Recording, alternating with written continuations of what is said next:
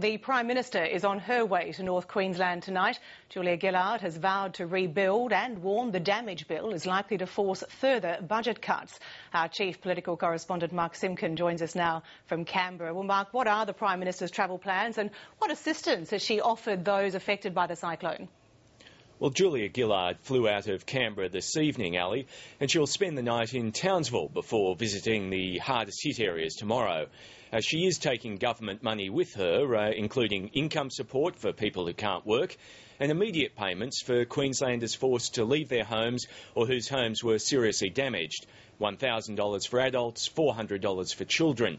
And because the government doesn't want to be seen to give with one hand and take with another, anyone who gets that government cyclone support won't have to pay the new flood levy. And of course, on top of that, there'll also be the reconstruction costs, which raises the questions that while this is not as bad as it may have been, it's still going to be a very big bill. Where will that money come from? Well, that's right. The levy exemption, the extra payments and, as you say, most significantly, the Yasi repair bill will blow a hole in the federal budget. But Julia Gillard insists she won't increase the flood levy. Instead, she's foreshadowing further, deeper budget cuts. Here's how the Prime Minister put it at her press conference.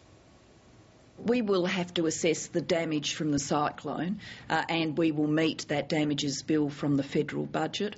It will require cutbacks in other areas. There's no point sugarcoating that. And I suspect when we make cutbacks in other areas to support the rebuilding, there will be people who aren't very happy about where the cutbacks are made. The Prime Minister there. Well, of course, Mark, the flood levy was opposed and has been and continues to be opposed by the opposition. What's been Tony Abbott's reaction? Well, not surprisingly, he's welcomed the idea of more budget cuts rather than a higher levy, although his press conference was dominated by questions about a Liberal Party email. Now, in the email, Tony Abbott urged Liberal supporters to donate money to fight the flood levy. Now, Labor's accusing him of trying to make money out of misery. The Liberals are calling it all a storm in a teacup, perhaps not the best choice of words. I think it's fair to say both sides are trying to make political capital. And no doubt there'll be more of that next week when Parliament resumes for the year and the flood levy is formally debated. Mark Simkin in Canberra, many thanks.